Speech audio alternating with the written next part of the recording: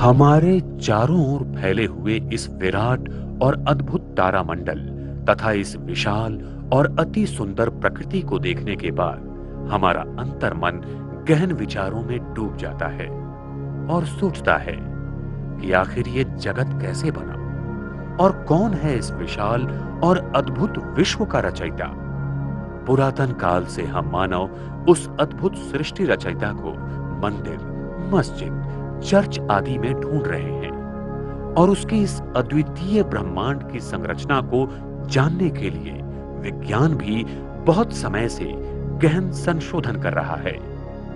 हमारा एक चिंतनशील व्यक्तियों का समूह है जो विज्ञान और अध्यात्म के अभ्यास से इस विशाल और अद्भुत विश्व और उसके रचयिता को जानने की कोशिश कर रहा है।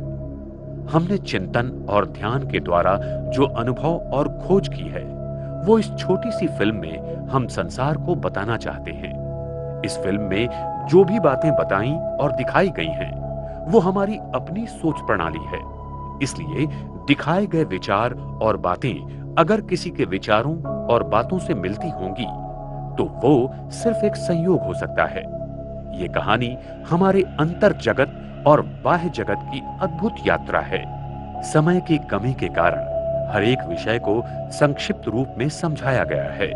आप ये फिल्म देखकर अपने विचार हमें ब्लॉग पर भेज सकते हैं। आज हम देख रहे हैं मानव सभ्यता विज्ञान के द्वारा अति प्रगत हुई है, लेकिन अपने नैतिक मूल्यों के पतन द्वारा मानव ने हिंसाचार, आतंकवाद, धर्मों के लिए युद्ध और शीत युद्ध, गरीबी, ड्रग्स, बीमारियां, आणविक शस्त्रों का निर्माण, बिगड़ी हुई अर्थव्यवस्था आदि अनेक सामाजिक, आर्थिक, धार्मिक और राजकीय समस्याओं को जन्म दिया है, जिसके कारण आज सभी मानव जाति दुखी और अशांत हैं, क्योंकि हमने विज्ञान और आध्यात्म को बांटकर अलग अलग कर दिया है।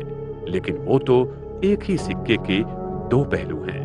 सुप्रसिद्ध वैज्ञानिक निकोला टेस्ला ने कहा था कि जब विज्ञान पराभौतिक शक्तियों का अध्ययन करेगा तब वो कम समय में इतनी उन्नति करेगा जो अब तक अनेक शतकों में नहीं हुई है।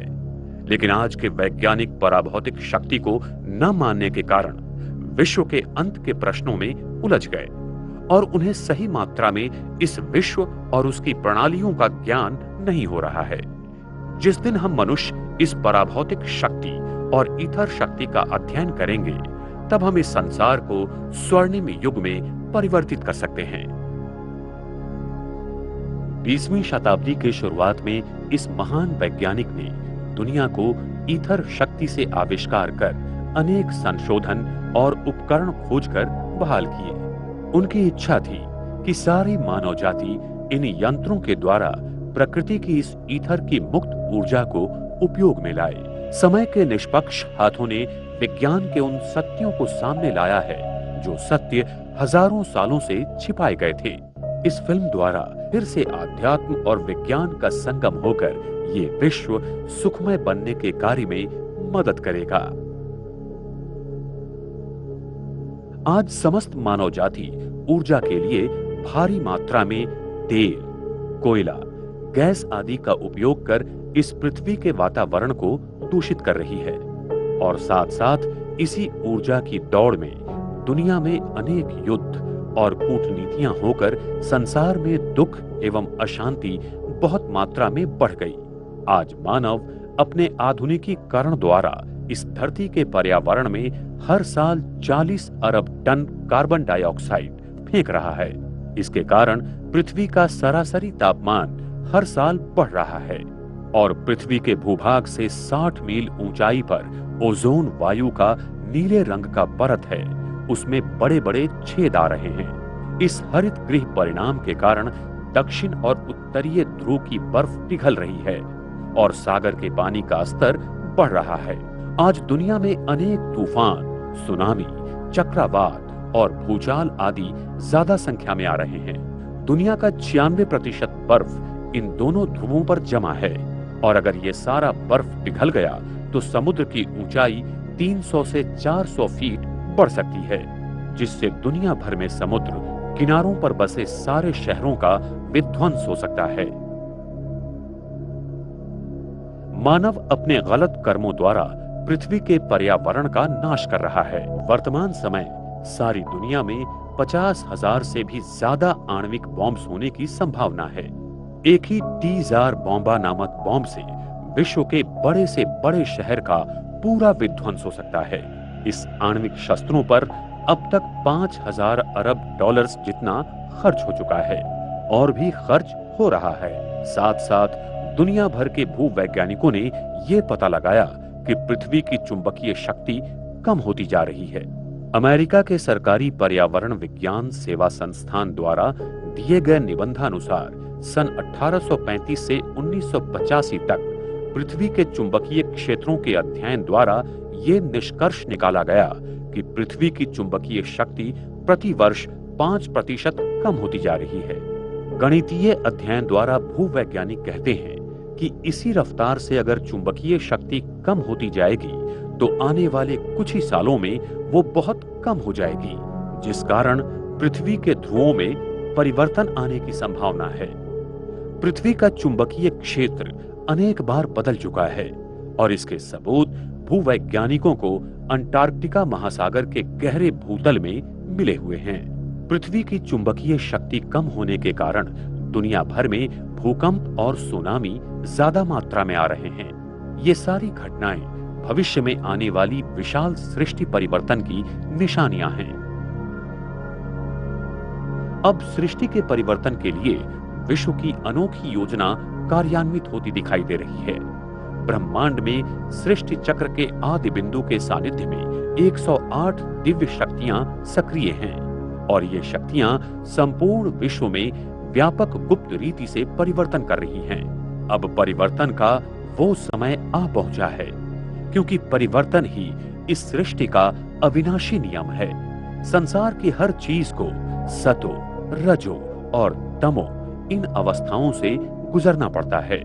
ये विराट विश्व एक अद्भुत और अविनाशीय चक्रीय प्रणाली है, जिसमें परमात्मा, प्रकृति और हम आत्माओं का अद्भुत संबंध है तथा सृष्टि के इन अद्भुत और मूलभूत सिद्धांतों के आधार पर यह सृष्टि का अजब खेल अनादि से लेकर अनंत तक चलता रहता है। परमात्मा इस परिवर्तन के चक्र में आते नहीं हैं, इसलिए सदैव सतो प्रधान रहते हैं। लेकिन आत्माएं और प्रकृति ये दोनों ही परिवर्तन के चक्र में आकर अंत में तमो प्रधान बन जाते हैं। तब कलयुग के अंत में स्वयं परमात्मा इस सृष्टि पर आकर परिवर्तन की प्रक्रिया द्वारा आत्माओं और प्रकृति को फिर से सतो प्रधान बना देते हैं। विश्व की अनावश्यक ऊर्जा शून्य होने के बाद इस धरती पर स्वर्णिम युग की शुरुआत हो जाती है। सृष्टि परिवर्तन की ये प्रक्रिया कैसे होगी, यही बात हम आपको संक्षिप्त में बताना चाहते हैं।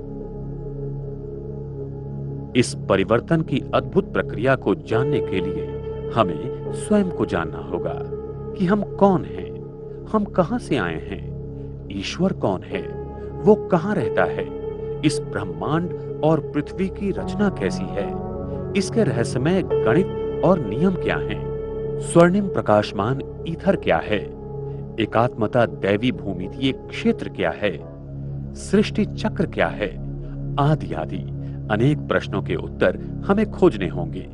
इस छोटी सी फिल्म में हमने संसार के बहुत सारे प्रश्नों का हल देते हुए कुछ आध्यात्मिक और वैज्ञानिक सत्य दुनिया के सामने रखे हैं, जो अद्वितीय और अद्भुत हैं।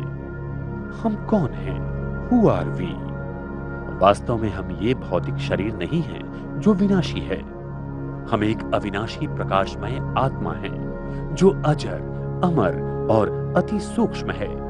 हम आत्मा एक शरीर छोड़ते हैं तो उसे मृत्यु कहा जाता है और नव शरीर में प्रवेश करते हैं तो उसे जन्म कहा जाता है।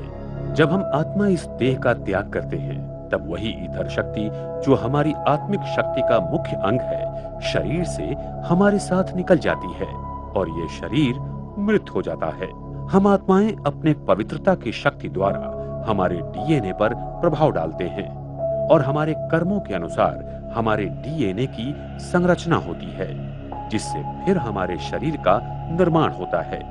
इसीलिए जैसे हमारे पूर्व जन्म के कर्म होंगे, वैसे ही हमारा शरीर और जन्म स्थान होता है। हम आत्माएं एक शरीर छोड़ दूसरा मानवीय शरीर ही लेती हैं, न कि कोई पशु की योनि में जाती हैं, क्योंकि मानव और पशुओं के डीएनए संपूर्णतः भिन्न हैं। प्रसिद्ध भौतिक वैज्ञानिक पेन रोज ने कहा है कि मानवीय चेतना ये क्वांटम गुरुत्वीय शक्ति है और ये मानवीय चेतना मस्तिष्क से नहीं बनती, लेकिन क्वांटम गुरुत्वीय शक्ति की मूलभूत कंपन वृत्ति है। वैज्ञानिक पेन रोज और उनके सहयोगी वैज्ञानिक टॉमर ऑफ ने मानवीय चेतना को अति सूक्ष्म अवकाश की मूलभूत कंपन वृत्ति कहा है, जो क्वांटम गुरुत्वीय शक्ति के द्वारा मानवीय मस्तिष्क पर कार्य करती है। आत्मा की सूक्ष्मता प्लैंक भूमिति 1.616 गुना 10⁻35 मीटर से भी अति सूक्ष्म है, जिसकी ऊर्जा की तरंगें प्लैंक समय 5.39 गुना 10⁻44 सेकंड में होती है। मानवीय मस्तिष्क का न्यूरॉन्स ये मूलभूत कंपन को पकड़ लेता है और इसके साथ वार्तालाप करता है। इस अति सूक्ष्म आत्मा में जानकारी भंडारण करने की क्षमता 1.568 गुना 10 रेज 55 सेकंड है, जो कि बहुत ही अद्भुत है। इतनी जानकारी भंडारण करने के लिए संगणक को 1.568 गुना 10 रेज 31 टेट्राबाइट इतनी हार्ड डिस्क्स लगेंगी। वैज्ञानिक इस क्वांटम बेसिक फ्रीक्वेंसी और वाइब्रेशन को अभी तक वैज्ञानिक उपकरणों द्वारा नहीं जान पाए, इसलिए वो इस बात को एक कल्पना मानते हैं। उनका कहना यह है कि मानवीय चेतना मस्तिष्क का ही एक अंग है, जो एक गलत मान्यता है। वास्तव में हम ही इस अति सूक्ष्म आध्यात्मिक गुरुत्वीय ऊर्जा हैं, जिसकी मूलभूत कंपन वृत्ति के द्वारा हम मस्तिष्क के न्यूरॉन्स पर एकात्मता दैवी भूमितीय क्षेत्र के द्वारा संदेशों का आदान प्रदान करते हैं और मस्तिष्क के पीनियल ग्रंथि के द्वारा सारे शरीर को उसके 7 ऊर्जा चक्रों द्वारा चलाती है। हम आत्मा मस्तिष्क के द्वारा इस शरीर को कैसे चलाते हैं, ये अति गहन विषय हम विस्तार रूप में अगले भाग में बताएंगे। हम कहां से आए? आत्माओं की दुनिया, अनेक मितीय अति शक्तिशाली प्रकाशमान ईथर जगत। शेक्सपियर ने कहा कि दुनिया एक रंगमंच है और हम सभी अभिनेता हैं। हम सभी आत्माएं वास्तव में धरती पर जैसे मेहमान हैं। हम आत्मा इस विशाल भौतिक विश्व के पार उस परा भौतिक विश्व के रहिवासी हैं। हम सभी आत्माएं इस परम धाम में एक उल्टे कल्प वृक्ष की तरह विराजमान होती हैं, जहां सभी धर्म की आत्माओं का अलग अलग ऊर्जा क्षेत्र है। इस विराट मनुष्य रूपी कल्प वृक्ष का बीज स्वयं परमात्मा शिव हैं। आज के विज्ञान को ज्ञात होने वाले भौतिक जगत के ऊपर ये 6 मितीय जगत अनेक ईथर ऊर्जा के स्तरों से बना हुआ है, जिसको सिर्फ गहरे ध्यान के प्रयोग से ही खोजा जा सकता है। इस पराभौतिक विश्व को ही योगी लोग शांति धाम, निर्वाण धाम, ब्रह्मलोक, परम धाम या 7वां आसमान कहते हैं, जो प्रकृति का छठा महातत्व स्वर्णिम प्रकाश कणों तथा ईथर ऊर्जा से बना हुआ है। इस परम धाम में हर धर्म की आत्माओं का अपना ऊर्जा का विभाग है, जहां आत्माएं अपने असली पवित्र और शांति स्वरूप में रहती हैं। ये अद्भुत जगत अति प्रकाशित ईथर ऊर्जा से भरा हुआ है और इसकी ईथर O9 से लेकर ईथर O6 ऊर्जा की अनेक परतों में ये भौतिक जगत बंदिस्त है। ये विशाल भौतिक विश्व जो 4 मितीय है, जिसमें वस्तु 3 मितीय तथा समय 1 मितीय है, उस अनेक मितीय पराभौतिक विश्व का एक अंग है। इस पराभौतिक विश्व में समय 3 मितीय तथा वस्तु 1 मितीय हो जाते हैं। आज के वैज्ञानिकों को विश्व का आधा भाग ही पता है, लेकिन उसके ऊपर भी आधा भाग है, जिसमें सूक्ष्म वतन और मूल वतन समाविष्ट है। अगर हम आज ज्ञात होने वाले ब्रह्मांड के आधे हिस्से को ऊपरी हिस्से से जोड़ देंगे तो वो एक संपूर्ण ब्रह्मांड बनेगा जो 10 मितीय है, और तभी ब्रह्मांड के संदर्भ में खोजे गए सूत्रों का सही हल निकलेगा। ब्रह्मांड के 3 लोक हैं। एक स्थूल वतन, यहाँ मनुष्य, प्राणी मात्राएं एवं 5 तत्वों का वास्तव्य है। 2 सूक्ष्म वतन। ये विश्व का ऐसा आकाश के पार का भाग है जहां तक मनुष्य अपने सूक्ष्म शरीर के द्वारा ही जा सकता है। 3, मूल वतन। यहाँ पर सर्वोच्च सत्ता परमात्मा शिव एवं आत्माओं का वास्तव्य है और इसी मूल वतन में छठा महातत्व ईथर बड़ी मात्रा में है। परमात्मा कौन है? उनका वास्तव्य कहां पर है? इस अद्भुत महातत्व में हम आत्माओं के परम पिता परमात्मा शिव अंतिम 10वें मितीय स्थान में विराजमान हैं। वो अत्यंत तेजोमय, प्रकाशमान और अति शक्तिशाली हैं, जिसकी हम कल्पना भी नहीं कर सकते हैं। परमात्मा सारी शक्तियों के, गुणों के असीम सागर हैं, जिनका वर्णन पृथ्वी का कागज, सागर की स्याही और झाड़ की कलम से लिखा नहीं जा सकता। परमात्मा को संसार के बहुत सारे लोग सर्वव्यापी कहकर उन्हें सृष्टि के कण कण में मानते हैं, लेकिन परमात्मा की अति उच्च ऊर्जा की हमें सही पहचान न होने के कारण ईथर ऊर्जा को ही हम परमात्मा मानने लगे। भौतिक जगत के पांचों तत्व अग्नि, पृथ्वी, वायु, जल और आकाश, इनमें ये ईथर शक्ति विद्यमान है, जिसके कारण इन 5 तत्वों में ऊर्जा, वस्तुमान एवं बल का निर्माण होता है। लोगों ने इस ईथर तत्व को ही परमात्मा मान लिया और इसी तरह परमात्मा सर्वव्यापी है, ये गलत मान्यता सारे जगत में प्रचलित हो गई। भौतिक शास्त्र के एकात्मता क्षेत्र सिद्धांत के अनुसार विश्व के सभी 4 मूलभूत बल 10 मितीय विश्व में अति प्रचंड ऊर्जा माना 10 रेज 19 गीगा इलेक्ट्रॉन वोल्ट में एकत्रित हो सकते हैं। ये वही जगत है जहां भौतिक जगत के सारे मूलभूत बल एकात्मता दैवी भूमिति क्षेत्र में एकत्रित हो जाते हैं, जो अति प्रकाशित ईथर O9 की अनंत शक्ति से भरा हुआ है। परमात्मा शिव की शक्ति अति प्रकाशित ईथर शक्ति से भी अति उच्च चैतन्य शक्ति है, जिसकी याद से हम आत्मा पतित से पावन बनती हैं। अति प्रकाशित ईथर शक्ति पदार्थों में चेतना निर्माण करती है, लेकिन चैतन्यता नहीं। वो सिर्फ हम आत्माओं में और परमात्मा में ही है। इसीलिए परमात्मा और हम आत्माएं प्रकृति की शक्ति से भिन्न हैं, लेकिन हमारी चैतन्य शक्ति ईथर की शक्ति को संपूर्ण रीति से प्रभावित करती है। यही ईथर शक्ति फिर प्रकृति के 5 तत्वों को हमारे संकल्पों अनुसार प्रभावित करती है।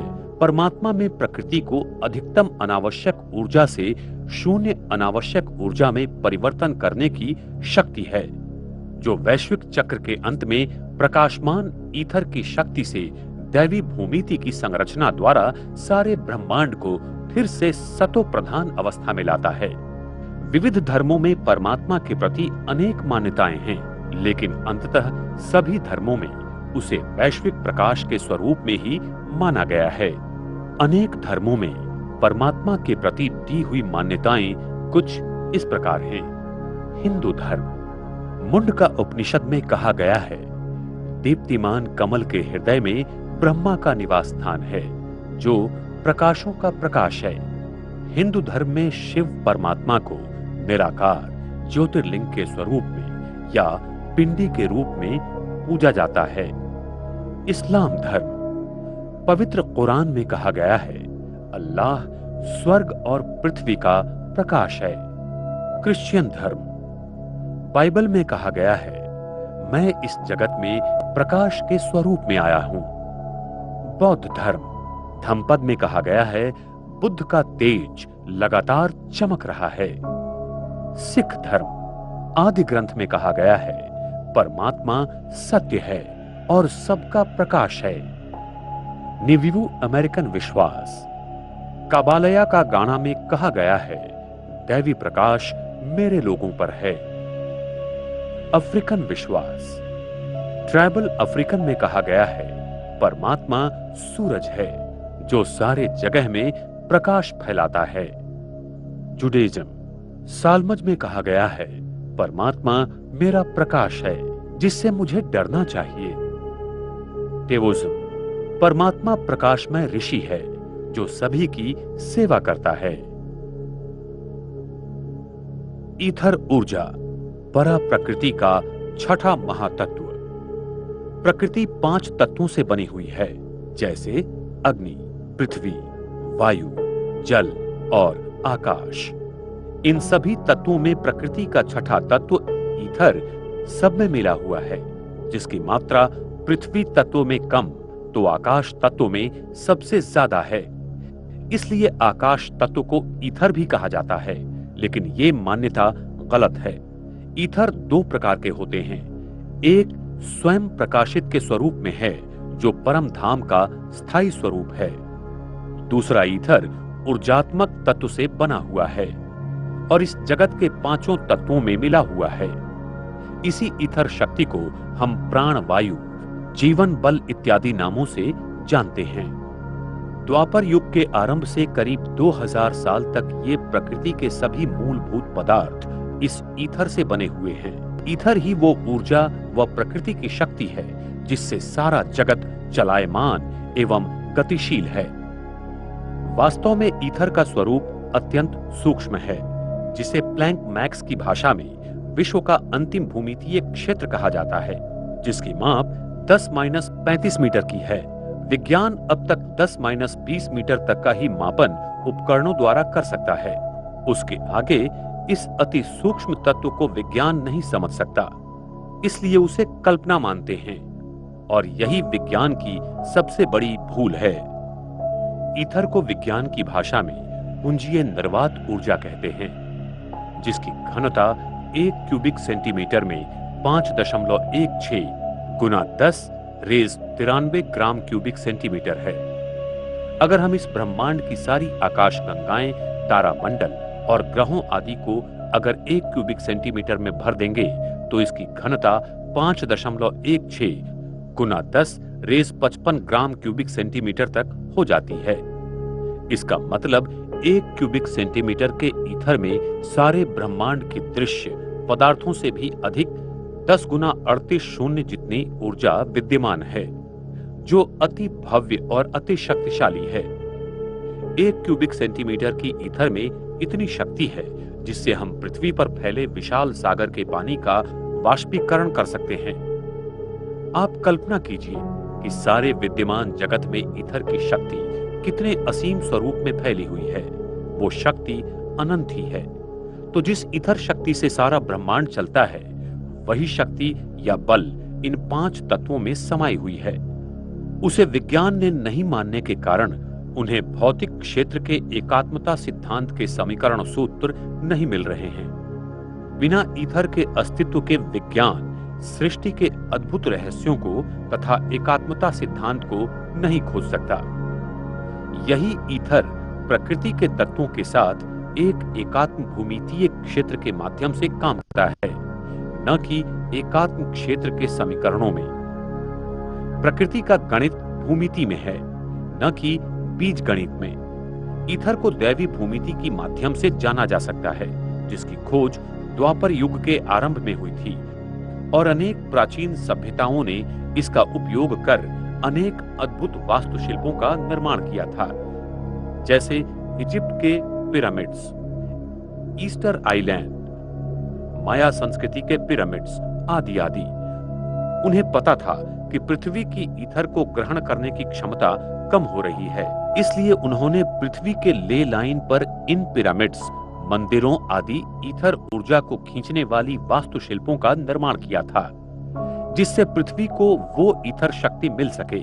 लेकिन समय के साथ साथ पृथ्वी के केंद्रीय गाभा को वो शक्ति कम मिलती गई, और आज पृथ्वी का केंद्र बहुत ही कम मात्रा में ईथर शक्ति को ग्रहण कर पा रहा है, जिस कारण पृथ्वी पर बहुत प्रकार की प्राकृतिक आपदाएं आ रही हैं और समय प्रति समय इसमें बढ़ोतरी हो रही है। हम आत्माओं की मानसिकता व संकल्प शक्ति, जिसे चेतना क्षेत्र भी कह सकते हैं, वो ईथर की भूमितीय क्षेत्र पर पूर्णतः प्रभाव डालता है। अगर हमारे संकल्प शुद्ध तथा सात्विक हैं, तो ईथर के द्वारा 5 तत्वों की प्रकृति भी सात्विक और शुद्ध हो जाएगी। अगर हमारे संकल्प अशुद्ध या तामसी हैं, तो आज हम दुनिया का जो हाल है वो देख ही रहे हैं। वास्तव में हम मनुष्यों के संकल्प एवं विचार ही पृथ्वी का चुंबकीय क्षेत्र बनाते हैं और बिगाड़ते भी हैं, जिसका उदाहरण हम 9/11 का देते हैं। उस दुखद घटना के समय वैज्ञानिकों को पृथ्वी के चुंबकीय क्षेत्र में भारी बदलाव नजर आए थे और उन्हें बहुत आश्चर्य हुआ कि ये कैसे हुआ। लेकिन जब सभी मनुष्य एक ही संकल्प करते हैं तो उसकी प्रतिध्वनि आवृत्ति पृथ्वी के चुंबकीय क्षेत्र को बदल देती है। दुनिया भर के बहुत सारे लोगों ने इस घटना के प्रति एक ही समय पर दुख व्यक्त किया और इसी समय पर ग्लोबल कोहेरेंस नेटवर्क द्वारा पाए गए जानकारी में ग्लोबल रेजोनेंस परिणाम पाया गया। प्रसिद्ध वैज्ञानिक निकोला टेस्ला ने कहा था कि पृथ्वी की कंपन आवृत्ति 6 से 8 हर्ट्ज के बीच में है, जो कि हमारे हृदय के कंपन आवृत्ति के समान है। इसलिए मानव का जागृत क्षेत्र ईथर शक्ति पर बहुत गहरा प्रभाव डालता है। यह अति सूक्ष्म ईथर हम मनुष्य आत्मा की चेतना से अव्यक्त दैवी भूमितीय क्षेत्र के द्वारा जुड़ा हुआ है, जिसकी खोज आज तक नहीं हुई है। जिस दिन हम इस अति सूक्ष्म क्षेत्र की खोज करेंगे, उस दिन हम ब्रह्मांड के सारे रहस्य को जान पाएंगे।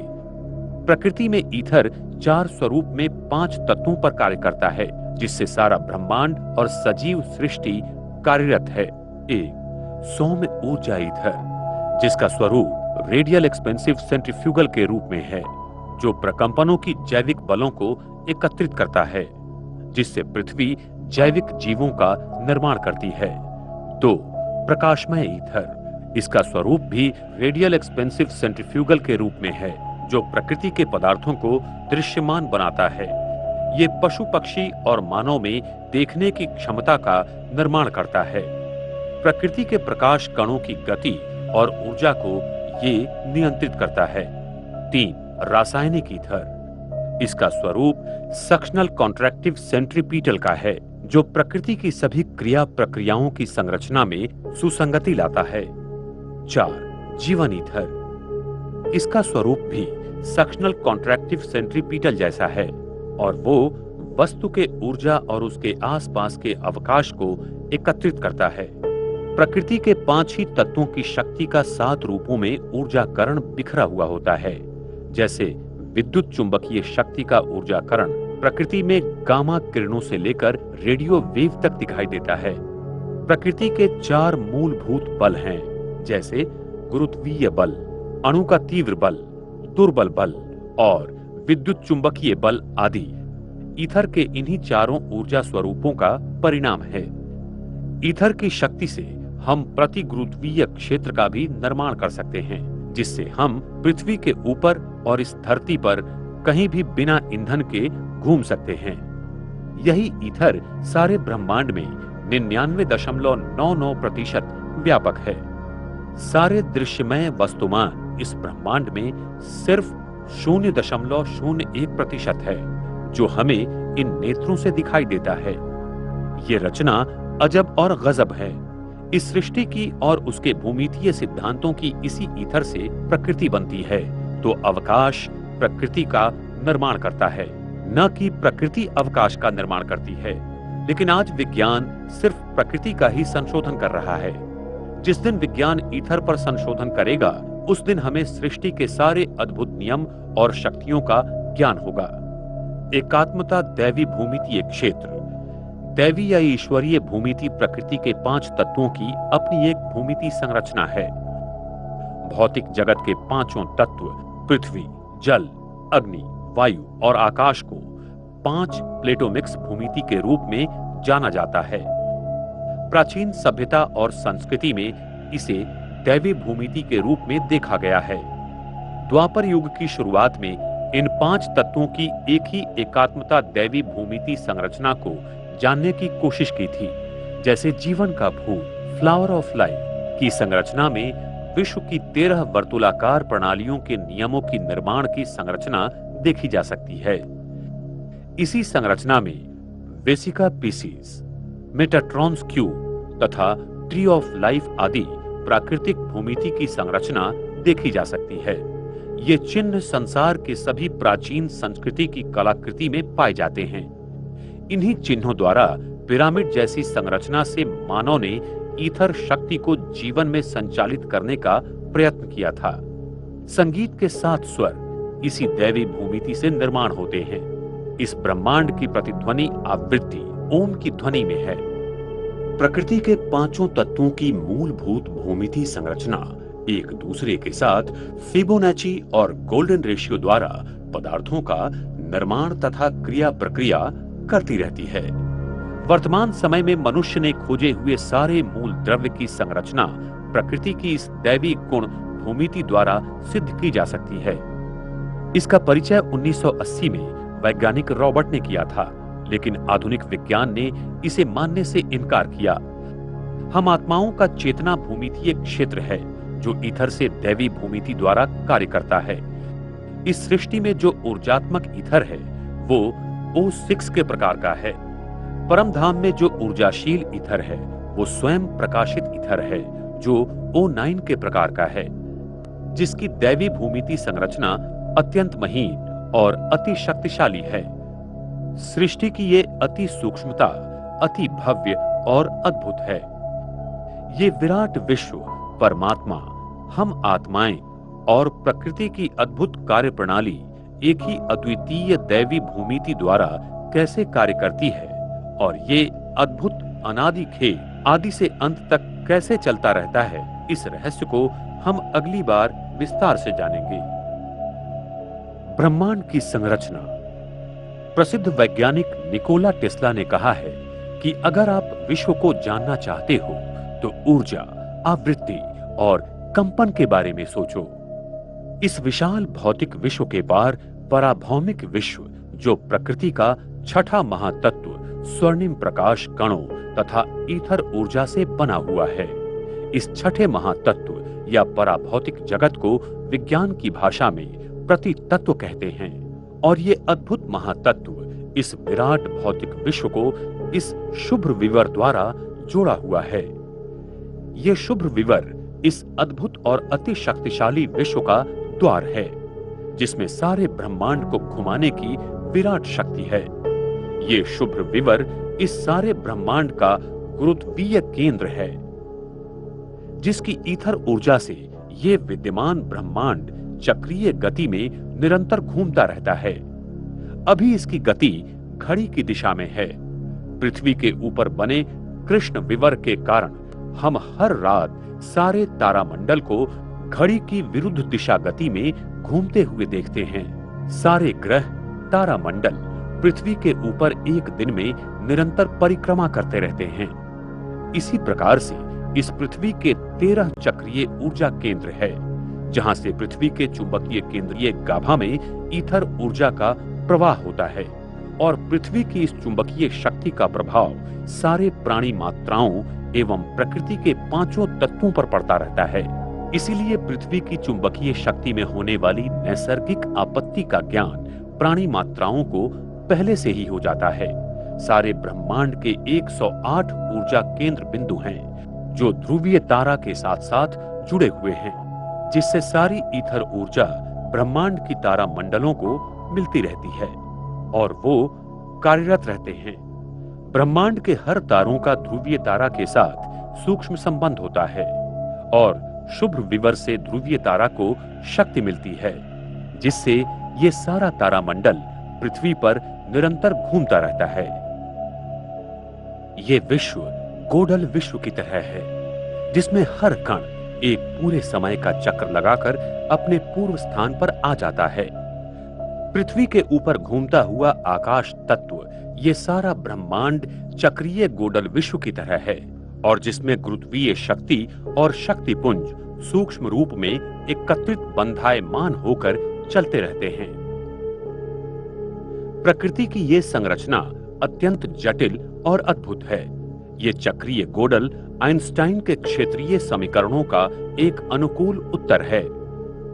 इस चक्रीय गोडल विश्व के द्वारा विद्यमान भौतिक जगत के बहुत सारे प्रश्नों के हल मिल जाते हैं, जैसे कि sun corona, sun neutrino problem, EPR paradox, wave function problem आदि आदि अनेक प्रश्नों के उत्तर मिल जाते हैं अगर वैज्ञानिक विश्व के इस संरचना को जान लेंगे तो सृष्टि के सारे रहस्य खुल सकते हैं और इस अद्भुत संरचना का ज्ञान प्राप्त हो सकता है।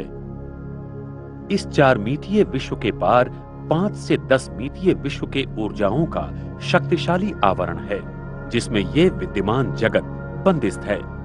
5 मितीय जगत से लेकर 10 मितीय विश्व तक पराशक्ति ईथर ऊर्जा की अद्भुत शक्तिमय संरचना है और इस अनेक मितीय विश्व को शुभ्र विवर के द्वारा इस 4 मितीय विश्व से जोड़ा गया है। परमात्मा 10 मितीय विश्व में अति प्रचंड ऊर्जा के रूप में विराजमान रहते हैं। ये जगत का सच्चा स्वरूप क्वांटम गुरुत्वीय चक्रीय गोडल विश्व में है, जिसको ईथर ऊर्जा सदा चक्रीय गति से घुमाती रहती है। इसलिए सृष्टि के हर भूमितीय संरचना में इसका स्वरूप पाया जाता है और यही सृष्टि की एकात्मता दैवी भूमितीय क्षेत्र है, जिससे प्रकृति का हर कण जुड़ा हुआ है। इस सृष्टि की रचना 5 तत्व तथा 5 मूलभूत बलों से हुई है। 5 तत्व मुख्यतः पृथ्वी, जल, अग्नि, वायु और आकाश, और मुख्य बल है गुरुत्वीय बल, विद्युत चुंबकीय बल।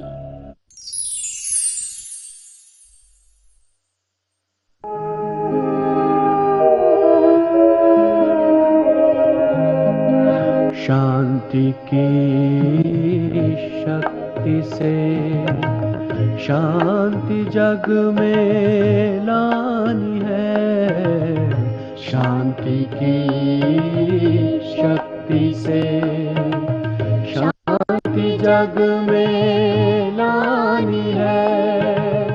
शांत मन हो तन हो शीतल, शांत मन हो तन हो शीतल। ऐसी दुनिया बनानी है। शांति की शक्ति से शांति जग में लानी है। शांति की शक्ति से।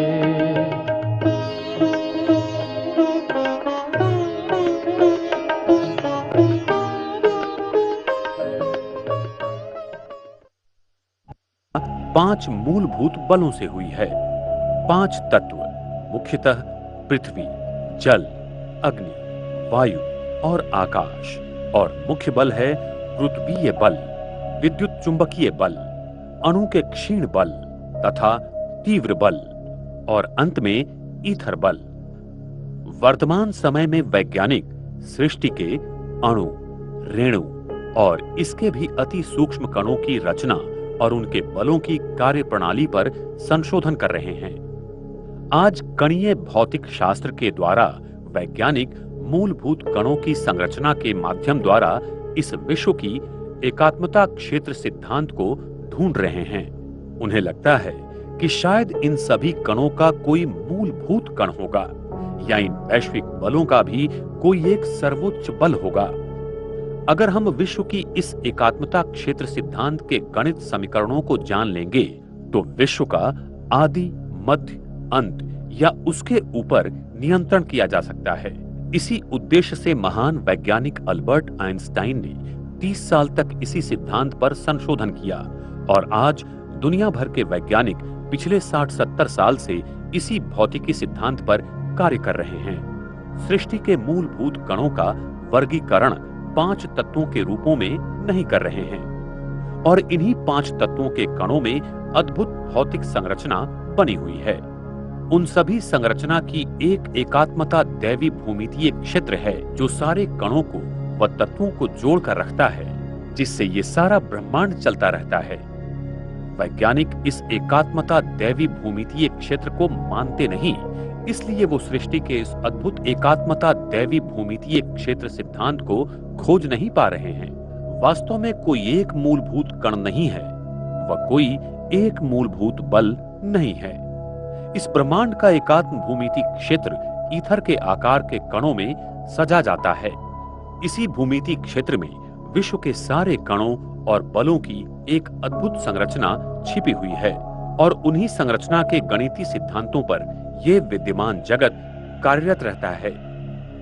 यही एकात्मता क्षेत्र हमारे शरीर के 7 ऊर्जा चक्र, पृथ्वी के 13 ऊर्जा चक्र और ब्रह्मांड के 108 ऊर्जा चक्रों को एक ही संरचना में बनाए रखता है।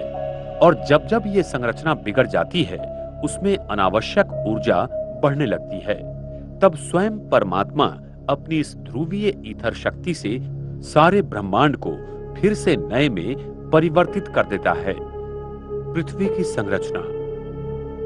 ये विराट पृथ्वी अपने आप में एक असीम शक्तियों का और रहस्यों का भंडार है। पृथ्वी का चुंबकीय केंद्रीय गाभा इस पृथ्वी का हृदय है। सतयुग के आदि में पृथ्वी के केंद्रीय गाभा में पारा की मात्रा बहुत थी और पारा से गाभा चारों बाजू से पूरी तरह भरा हुआ था। ये पारा ईथर शक्ति को खींचता है और पृथ्वी के केंद्र को चार्ज करता रहता है, जिससे पृथ्वी के चुंबकीय शक्ति का निर्माण होता है। लेकिन जब द्वापर युग आया, तब ये पारा बहुत मात्रा में सिलिकॉन में बदल गया और दक्षिण ध्रुव के बाहर की भूमि में फैल गया। अभी पृथ्वी के केंद्रीय गाभा में पारा की जगह सिलिकॉन क्षेत्र भरा हुआ है, जो अर्धचालक है, और उसी वजह से पृथ्वी का केंद्रीय गाभा 2 भागों में बंट गया है और हमें 2 उत्तरीय ध्रुव दिखाई देते हैं। सृष्टि चक्र का रहस्य। सृष्टि चक्र सतयुग, त्रेता युग, द्वापर युग और कलयुग से बना हुआ है, जिसमें हर एक युग का समय 1250 साल का है।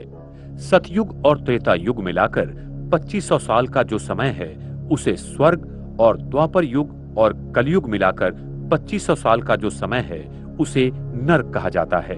सृष्टि चक्र के पहले 2500 साल तक मनुष्य, आत्माएं एवं सृष्टि अपने मूलभूत गुणों के चरम सीमा में रहती हैं, और ये समय पूर्णतः सुखदायी हैं, जिसमें आदि सनातन देवी देवता धर्म अकेला सिर्फ भारत खंड में बसा था।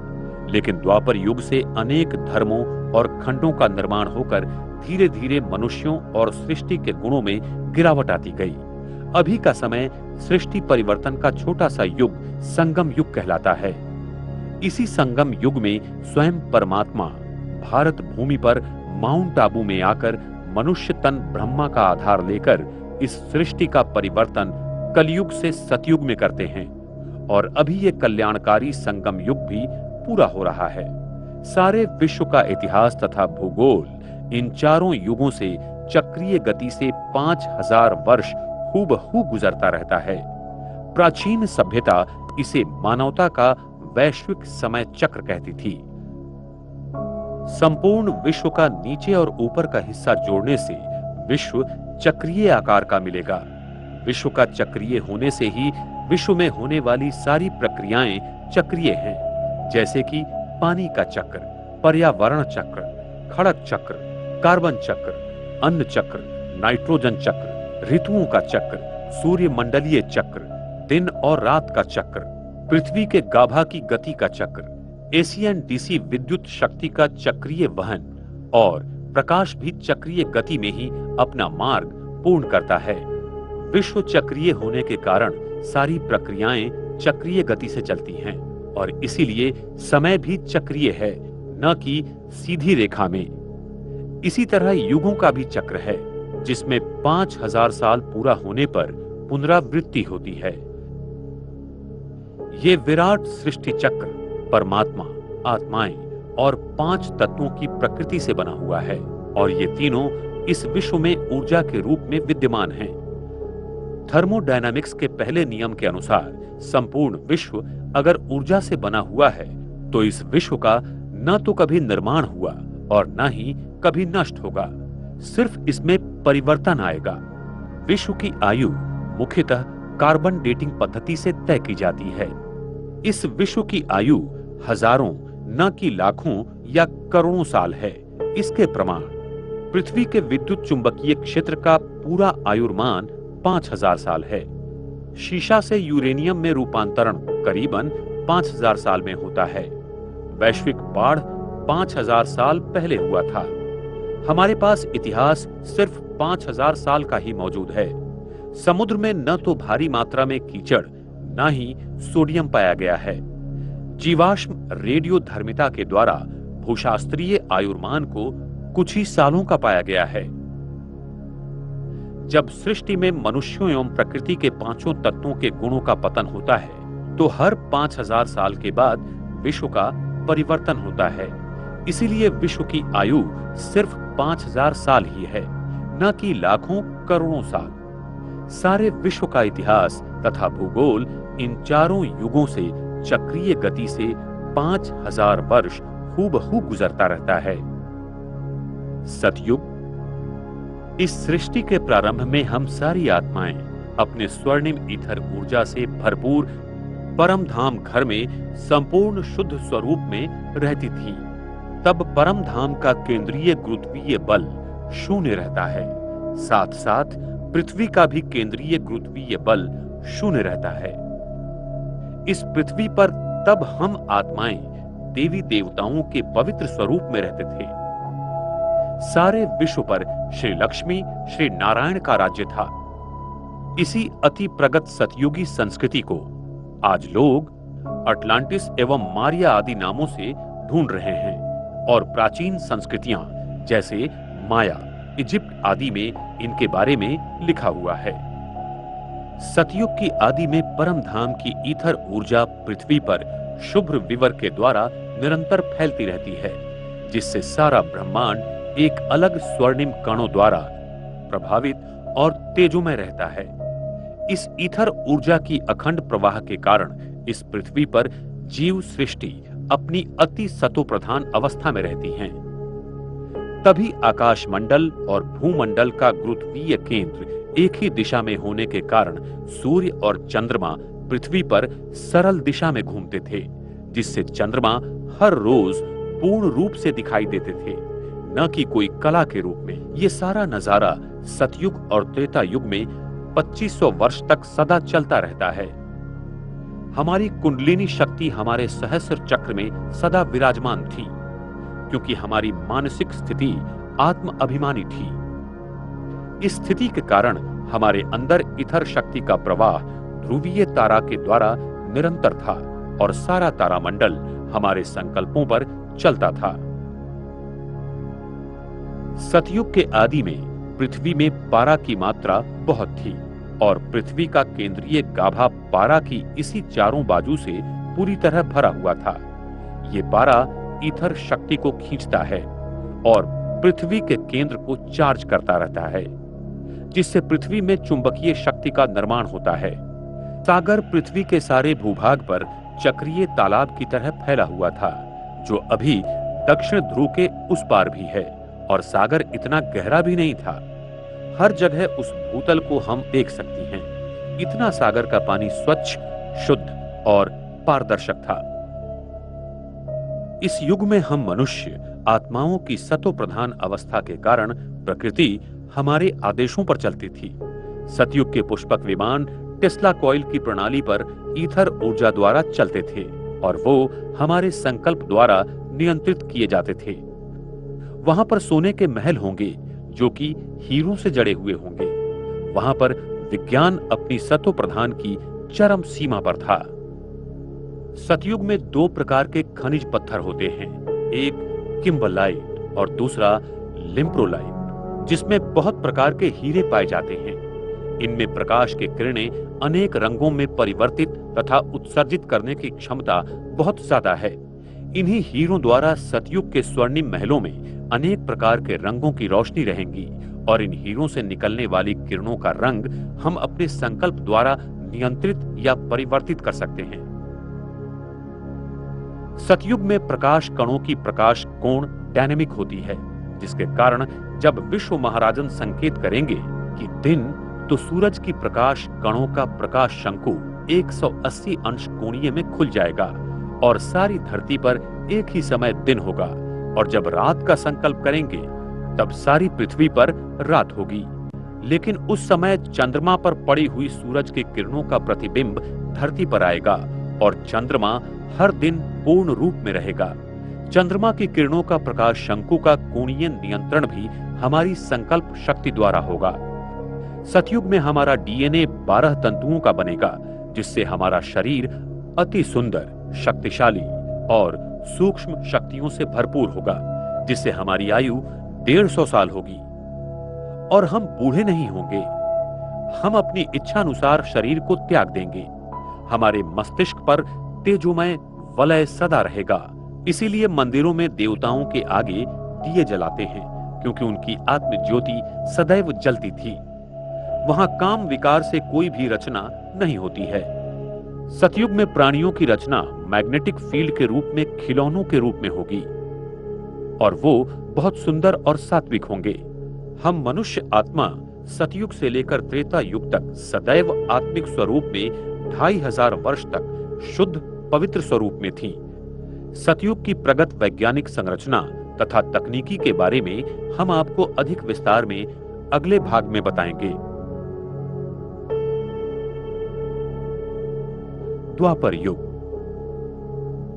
हम आत्माओं की पवित्रता ब्रह्मांड के ईथर ऊर्जा और गुरुत्वीय बल को नियंत्रित करती है। इसलिए जब हमारी मानसिकता में बदलाव आते हैं तो प्रकृति में उसी रूप में परिवर्तन होता है। द्वापर युग की शुरुआत में हम मनुष्य आत्मा अपने आप को आत्मा भूलकर देह समझने लगते हैं, जिससे हम आत्माओं की पवित्रता सतो से रजो प्रधान में होने के कारण ब्रह्मांड के अवकाश और काल की रचना में बदलाव आते हैं। पृथ्वी का विद्युत चुंबकीय क्षेत्र जो सतयुग में 100% था, वो द्वापर युग तक एक ही यूनिफाइड फील्ड था। वो टूटकर 2 भागों में बंट जाता है।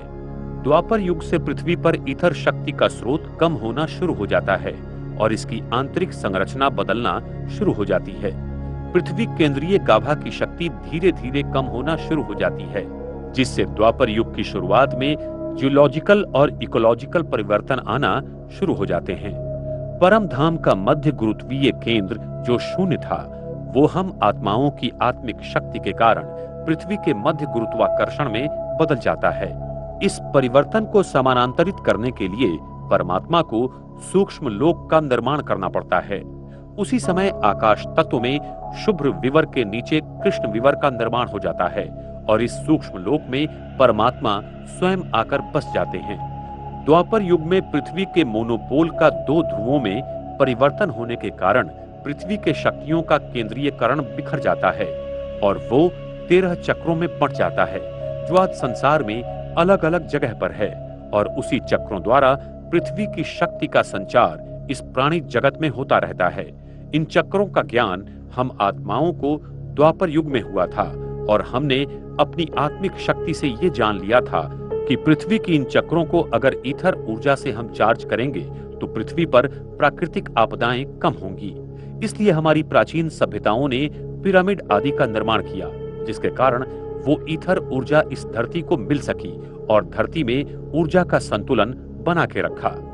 लेकिन जैसे जैसे समय बीतता चला गया, हम आत्माओं ने अपने विकर्मों द्वारा पृथ्वी पर बहुत सारे अत्याचार किए। जो सप्तऋषि तारे पहले एक ही लाइन में थे, वो अलग अलग दिशा में बंट जाते हैं और तारामंडल में राशि चक्र का निर्माण हो जाता है। इन्हीं राशि चक्र के तारामंडल का और ग्रहों का हमारे डीएनए पर प्रभाव पड़ता जाता है और वो हमारी कुंडली को प्रभावित करते हैं। जब हम देह अभिमान में आ गए, तब यही ग्रह और तारे हमारे जीवन की स्थिति को परिवर्तित करना शुरू कर देते हैं। यही ईथर शक्ति हमारे डीएनए की संरचना करते हैं और डीएनए फिर भौतिक शरीर का निर्माण करती है। द्वापर युग के शुरू में मैटर और एनर्जी परिवर्तित होकर डार्क मैटर और डार्क एनर्जी बन जाती हैं, जिसे अभी वैज्ञानिक खोज रहे हैं, जिसका मुख्य कारण है हमारी संकल्प शक्ति, जिसमें आत्म अभिमानी की वजह देह अभिमानी की जागृति आ जाती है और हमारे विचार प्रकृति को अपवित्र बना देते हैं। हमारी पवित्रता ही प्रकृति के सारे तत्वों को नियंत्रित करती है। जब हम पवित्र थे तब प्रकृति हमारी दासी थी और अभी जब हम अपवित्र बने तब हम प्रकृति के दास बने। हम आत्माओं की मानसिक शक्ति जो सतयुग में ब्रह्मांड की पिंडीय शक्ति के साथ सृष्टि पर खड़ी थी, वो द्वापर युग में अलग अलग हो जाती हैं। द्वापर युग में हम अपने आप को शरीर समझने के कारण दुखी और अशांत हो जाते हैं। हम आत्माओं का तीसरा नेत्र बंद हो जाता है, ईश्वर की प्रार्थना करते हैं और उसे ढूंढते रहते हैं। इसी द्वापर युग से हर धर्म संस्थापक आकर अपने अपने धर्म की स्थापना करते हैं। सभी धर्म आत्माओं ने ईश्वर की आराधना, प्रार्थना, ध्यान सिखाया और कर्मों के गुह्य गति का ज्ञान समझाने का प्रयास किया। तब से पाप पुण्य की परिभाषा प्रचलित हुई। जो हम आत्माएं सतयुग त्रेता युग में जीरो विजन में थीं, वो द्वापर और कलयुग में नैरो विजन में चली गईं। अभी संगम युग में हम अभी एरो विजन में हैं। धर्म सत्ता, राज्य सत्ता, विज्ञान सत्ता और श्रेष्ठ कर्मों की सत्ता सतयुग और त्रेता युग में एक के हाथ में थी। वह द्वापर और कलयुग में अनेक सूत्र में बिखर जाती हैं और अल्प लोगों में बट जाती हैं, जिससे हम दुखी और अशांत हो जाते हैं। द्वापर युग के आरंभ में हमारी पवित्रता भंग होने के कारण हमारे शरीर के डीएनए की संरचना में परिवर्तन आ जाते हैं और हमारे मस्तिष्क में सूक्ष्म कृष्ण विवर बन जाता है। न्यूट्रॉन कणों के केंद्र में कृष्ण विवरों का निर्माण हो जाता है। हमारा डीएनए जो 100% पवित्र था और जिसमें ईथर शक्ति की अपने शरीर में सदा विद्यमान बनाने की यंत्रणा थी, वो समय अनुसार नष्ट हो जाती है और 10% ही जागृत रह जाती है और 90% बंद हो जाती है। इस 10% भाग में हमारे पूर्व जन्म के कर्म, संकल्प की रिकॉर्डिंग बंदिस्त हो जाती है और उसी की बदली संरचना के कारण जो डीएनए का 10% भाग होता है, उसका निर्माण होता है और उसके हिसाब से हमारे शरीर का निर्माण होता है। आज भी वैज्ञानिक मानते हैं कि 90% डीएनए जैसे कि मरा हुआ है और वही मात्र 10% डीएनए के भाग को बना देता है।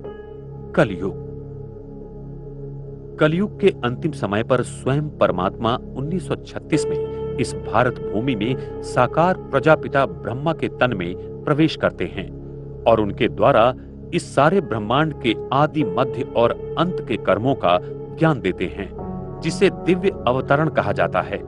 जब स्वयं परमात्मा भारत भूमि पर आते हैं, तब उनके सर्वोच्च ईथर शक्ति के भंडार होने के कारण इस भारतीय भूखंड की चुंबकीय शक्ति बढ़ने लगती है। पृथ्वी का केंद्रीय गुरुत्वीय बल बढ़ने का कारण है विश्व का गुरुत्वीय केंद्रीय बल, जो ब्रह्मांड में ध्रुवीय तारा के ऊपर बना हुआ है। वो विश्व का प्रसरण होने के कारण तथा अवकाश ब्रह्मांड की चक्रीय गति बढ़ने के कारण धीरे धीरे नीचे आ रहा है।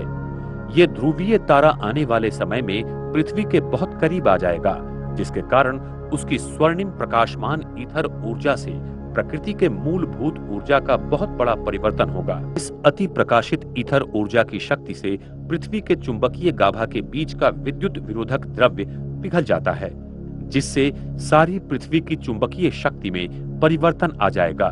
क्योंकि परमात्मा जो 10 मितीय विश्व में रहते हैं, वो इसी सूक्ष्म ईथर शक्ति के द्वारा ब्रह्मांड और सृष्टि के हर कणों का विकेंद्रीकरण बाहर की दुनिया से करेंगे। परमात्मा की पराशक्ति के द्वारा हमारे मस्तिष्क में द्वापर युग के आरंभ में जो सूक्ष्म कृष्ण विवर बना हुआ था, वो नष्ट हो जाएगा और हमारा अचेतन मन पूरी तरह खुल जाएगा और दुनिया की सभी आत्माओं को अपने असली स्वरूप का ज्ञान हो जाएगा कि हम वास्तव में आत्मा हैं और न कि ये भौतिक शरीर, और साथ साथ अपने सच्चे आत्मिक पिता का ज्ञान संसार की सभी आत्माओं को होगा, जिससे सारे संसार को ईश्वर का परिचय और अनुभव हो जाएगा।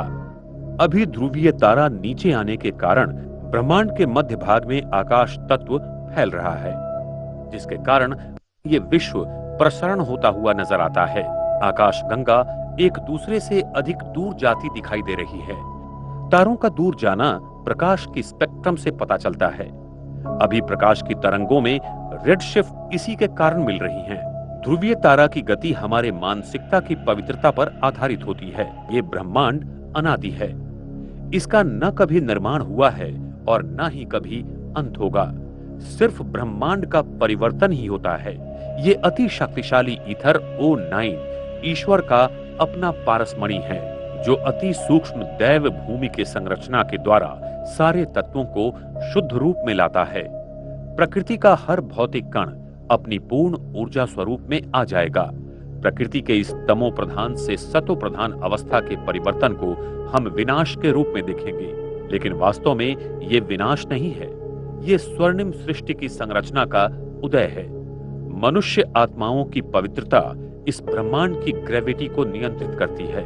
वर्तमान समय में ब्रह्मांड का ध्रुवीय तारा, जिसमें ईथर शक्ति O9 भरी हुई है, वो एक स्ट्रिंग की तरह इस धरती की ओर आ रहा है और उसके साथ साथ परमात्मा की सर्वोच्च पराशक्ति भी आ रही है, जिसके कारण सारा विश्व एक वैश्विक मोड़ लेगा और इस सृष्टि चक्र में पुनः नए स्वर्णिम युग का शुभारंभ होगा। ईथर शक्ति प्रकृति के पांचों तत्वों एवं प्राणी मात्राओं का और परमात्मा की पराशक्ति मनुष्य आत्माओं का संपूर्ण शुद्धिकरण कर उन्हें पूरी तरह से परिवर्तित कर देगी। इसलिए इन दोनों शक्तियों को लाने वाले ध्रुवीय तारा को परमात्मा का पारसमणि कहते हैं, जो सारे विश्व को संपूर्णतः परिवर्तन कर नए सतयुगी सृष्टि का निर्माण करता है। ध्रुवीय तारा धरती के नजदीक आकर फिर अपने पूर्व स्थान पर चला जाएगा, जिसे इसी समय सारा संसार प्लैनेट एक्स एवं निब्रू के रूप में चर्चा कर रहा है। वो भी पृथ्वी के नजदीक से आकर चला जाएगा। ध्रुवीय तारा के अपने स्थान पर जाने के बाद सारे ब्रह्मांड का विस्तारीकरण रुक जाएगा और साथ साथ केंद्रीय गुरुत्वीय बल शून्य हो जाएगा और ब्रह्मांड फिर अपने पहले के स्थान में आ जाएगा। सारी आकाश गंगाएं, तारे, सूर्य, चंद्र आदि पृथ्वी पर सतयुग में जैसे घूमते थे वैसे ही घूमना शुरू कर देंगे। प्रकृति तथा विराट ब्रह्मांड की ये क्रिया अति विशाल और अद्भुत गोपनीय है, जिसे आज तक कोई नहीं जान पाया। ये सारे सत्य हमें आने वाले समय में प्रत्यक्ष मिलेंगे। माउंट आबू, सृष्टि परिवर्तन की प्रक्रिया का स्थान। पृथ्वी की सारी प्राचीन संस्कृतियां जैसे इजिप्ट के पिरामिड्स, ईस्टर आइलैंड, माया संस्कृति के पिरामिड्स आदि पृथ्वी के ले लाइन पर विकसित हुई हैं। प्राचीन संस्कृतियों ने इन्हीं स्थानों से पृथ्वी के चुंबकीय गाभा को ईथर ऊर्जा मिलने वाली वास्तुशिल्पों का निर्माण किया था, जिससे पृथ्वी को वो ईथर शक्ति मिल सके। अगर इन्हीं स्थानों को एक रेखा से जोड़ा जाए तो उस पर माउंट आबू, ये भारत का स्थान अरावली पर्वत में आता है। इस स्थान के अक्षांश और रेखांश देखा जाए तो 24 नॉर्थ अंश और 72 ईस्ट अंश पाए जाते हैं। ध्रुवीय तारा का पृथ्वी के साथ का 23.5 अंशों का झुकना और आकाश तत्व पृथ्वी के साथ 72 अंशों में उठना इसी माउंट आबू स्थान पर मिल जाता है, जो पृथ्वी का अभी केंद्र बिंदु है। तो विश्व परिवर्तन की प्रक्रिया यहीं से शुरू होती है। जिस प्राचीन राजयोग को सीखने की चाहत सारा संसार करता है, उसी राजयोग को सिखाने के लिए स्वयं सर्वोच्च परमात्मा शिव इस माउंट आबू की धरा पर आकर सारे विश्व का परिवर्तन कर रहे हैं। उस समय धरती का गुरुत्वीय केंद्र आबू पर्वत के नीचे होगा, जहां पारा भारी मात्रा में है। परम धाम के शुभ्र विवर का द्वार हर 5000 वर्ष के बाद खुलता है। ये एक रिवर्स क्लिकिंग मैकेनिज्म है जो अति अद्भुत है। जिस समय शुभ्र विवर का द्वार खुल जाएगा, तब सारी आत्माएं आबू पर्वत के केंद्रीय गुरुत्वीय स्थान से परम धाम की ओर वापसी की यात्रा करेंगी। इस भारत भूमि पर फिर से सतयुग शुरू होगा और श्री कृष्ण, श्री राधे की आत्माओं का जन्म होगा।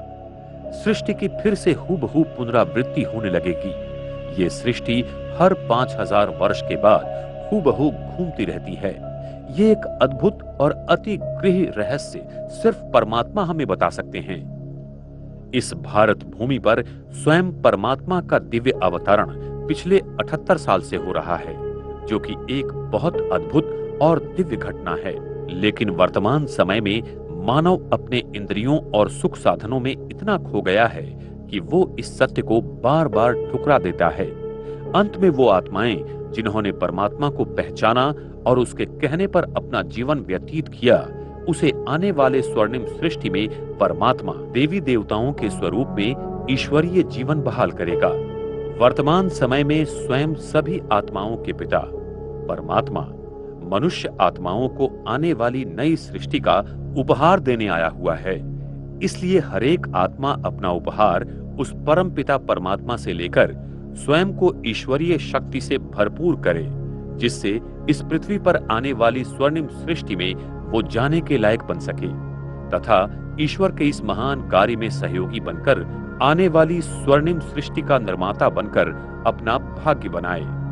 एक ओर सारी मानव जाति उस ईश्वर को मंदिर, मस्जिद, गिरजाघर में ढूंढ रही है तथा दुनिया के सारे वैज्ञानिक संशोधन कर ब्रह्मांड के रहस्यों को जानने की कोशिश कर रहे हैं, तो दूसरी ओर स्वयं परमात्मा शिव अरावली पर्वत में स्थित माउंट आबू की सुंदर वादियों में नए स्वर्णिम सृष्टि की कलाकृति बना रहे हैं। ये सत्य आने वाले समय में सारे संसार के सामने उजागर हो जाएगा। निकोला टेस्ला का अनंतता और अमरत्व का विज्ञान दुनिया के सामने आने वाले समय में होगा। आने वाली अद्भुत और दिव्य स्वर्णिम दुनिया के लिए विज्ञान और पराभौतिक शक्ति दोनों दिव्य कार्य करेंगे और इस विश्व में आध्यात्मिकता और विज्ञान का संगम होकर एक नए स्वर्णिम युग की शुरुआत होगी।